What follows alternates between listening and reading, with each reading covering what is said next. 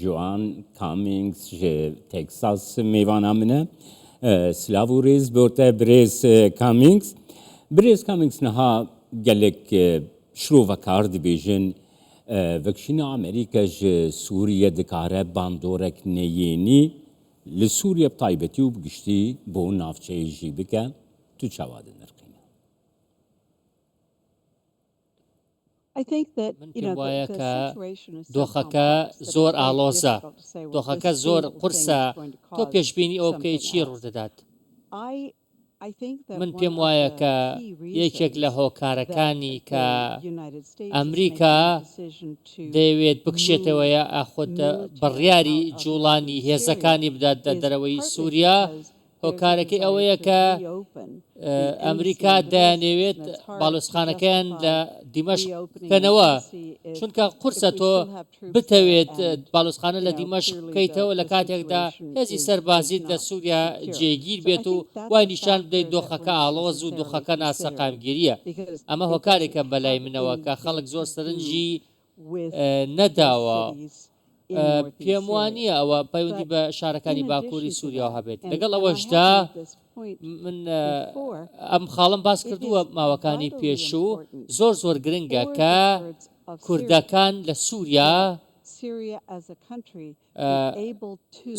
مافیان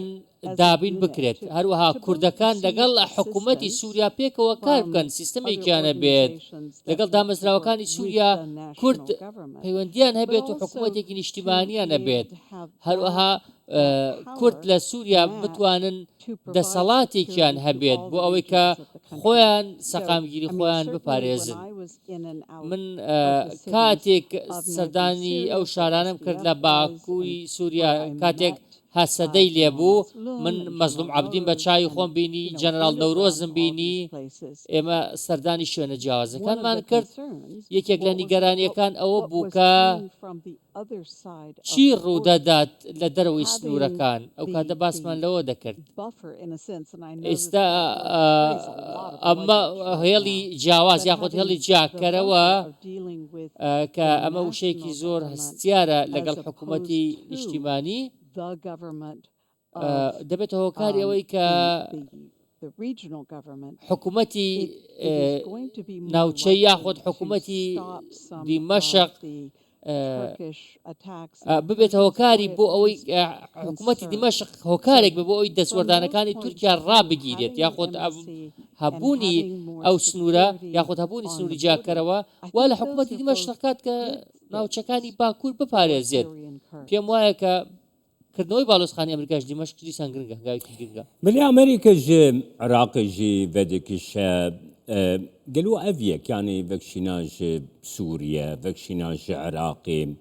گەلو ئەڤ استراتێژیەک و یا ئەمریکای یان جی گاڤێک تاکتیکیە ئەڤ گاڤێک دەمکیە؟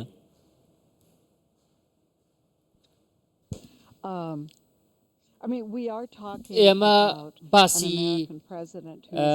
سەرۆکێکی دەکەین کە لە کۆشکی سپیە کەس پێشبێنی ناکات، ناتوانانی پێشبینی بکەیت کە ترەمپ چی دەکات، چونکە لێکدانەوەی کردارەکانی قورسە، بەڕاستی کەسێکی ئاڵۆزە، بۆ ماوەیەکی زۆرە لە ناوخۆی عێراقەوە داواکاری هەیە بۆ ئەوەی ئەمریکا بکشێتەوە ئەو گروپانەی کە خۆیان بە گروپی مقاومە ناساندووە، داوای کشانەوەی هێزەکانی ئەمریکا دەکەن لە عێراقا، ماوەیەکی زۆر ئەم داواکاریان هەیە. ئێستا عێراقیش لە عێراق یاخود بڵین هێزەکانی ئەمریکا لە عێراقیش دەکشێنەوە وەکو چۆن لە سووریا دەکشێنەوە، بەڵام پرسیارە گرنگەکە ئەوەیە ئایا هێزەکانی عێراق دەتوانن بەرگری لە سەروەری خۆیان بکەن، چونکە لە ڕابردوودا ئێمە کێشەمان بینیوە، ئێمە بینیوانە کە بۆشایی ئەمنی هەبووە لە نێوان هێزەکان دەکاتێک ئەمریکا کشاوەتەوە، ئەوەی کە پەیوەستە بەلایەنی هێزە ئەمریکانەوە یاخود بە توانای هێزە عێراقەکانەوە هەندێک کەس لە واشنتن یاخود بڕیار بەدەست لە واشنتن پێیان وایە کە پێویستە هێزەکانی ئەمریکا بەشێکیان لە عێراق بمێننەوە، چونکە ئەگەری سەڵتانەوەی داعشێ ئەگەرێ هەڕەشەی تیرۆر جارێکی دیکە سەر هەڵبداتەوە لە عێراقدا. پێویستە هەندێک هێزی ئەمریکا لە خاکی عێراق بمێننەوە ئەوەی کە پێویستە بە سووریاوە یەکێک لە کێشەکان ئەوەیە کە هەندێک گروپ لە سووریا هەن دەیانەوێت وای نیشان بدەن کە شەرع ناتوانێت کۆنتترۆڵی تەواوی خاکەکە بکات داعشمانەیە قاعیدەمانەیەوە تا هەندێک گروپیشمانی لە سووریا کە دەیانەوێت شەرع بەلاواز نیشان بدەن و نیشان گرێدای vê برێز کامینگس یانی دیتنێک هەیە نرخاندنێک هەیە dibêje ku vekşîna hêzên Amerîkayê dikarî ji alî hêzên tundrew ve taybetî Daeş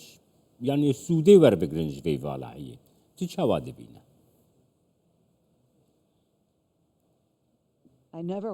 من هەرگیز نامەوێت داعش سوودە و دۆخە وەربگرێت داعش زۆر مەترسیدارە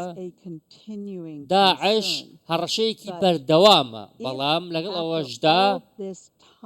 دوای ئەو هەموو ماوەیە کاتێک ئەمریکا خەریکە دەکشێنەوە ئەوە مانای وایە ڕەنگە هەندێک هێز هەبن لە سەر زەوی کە سوود لە کشانەوەی ئەمریکا وەربگرن من ئەزمموی ئەوەم کردووە کۆمەڵێک خەڵکم بینیوە بە تایبەتی دوای فراوانخوازیەکانی داعش ئەومان بینیوە کە لە نەبوونی ئەمریکا خەڵک سوودی لەوە وەرگرتووە واتە ناتوانێت و داعش دەربکەن یاخۆ داعش باش یانێ توانای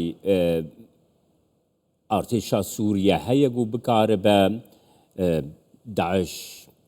هەلوەشینە یانژی داعش لاواز بکە نەهێلەک و داعش چالاکیان بکە هەروەها تێگوتن و دناو ئارتێشا سووریە بخوەدە ناو ئارتێشا سووریە بخوەدە هێزین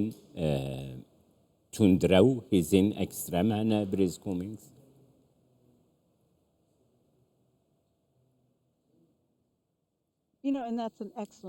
ئەوە پرسیارێکی زۆر جوان بوو لە یەکەم خاڵدا دەمەوێت ئەوە بڵێم کە بەشێکی زۆری هێزەکانی سووریای دیموکرات دەبنە بەشێک لە سوپای سووریا بە تایبەتی لە باکوور و باکووری ڕۆژهەڵات ئەمەش شتێکی زۆر زۆر باشە چونکە هێزەکانی هەسەدە خاوەنی ئەزمونن خاوەنی قوربانیدان ئەمە شتێکی باشە کە هەسەدە دەچێتە ناو سوپای سووریاوە لەلایەکی دیکەوە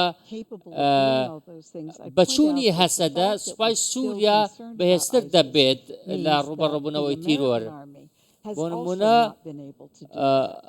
لە ناوبەرنی داعش ئەرکێکی قورس بووە تەنانەت ئەمریکاش نەیتوانیوە بە تەواوی داعش لە ناو ببات واتە ئەمە خەباتێکی دوور و درێژە پێویستە خەڵکی ناوچەکە هەست بەوە بکەن کە حکوومەتەکان پێویستە پێکەوە کار بکەن پێویستە حکوومەتی سووریا هەست بەوە بکات کە پشتیوانیەکی هەیە بۆ ڕۆبەڕەبوونەوەی داعش یاخوات حکوومەتەکانی ناوچەکە چاویان دانەخەن لە ڕەشەکانی داعش پێویستە خەڵک هەست بۆ بکەن کە حکوومەت دەیان پارێزێت خەڵکی سووریا هەست بۆ بکەن پارێزراو دەبن لە داعش هەر هەموو لایەک بە هەسەدە و هێزەکانی سووریاوە پێکەوە یەک پاکێژی سەقامگیریانە بێت و پێکەوە ڕوبەڕووی هەڕەشەکانی داعش بنەوە ئەمە ڕێک سەرکەوتوتری شێوازە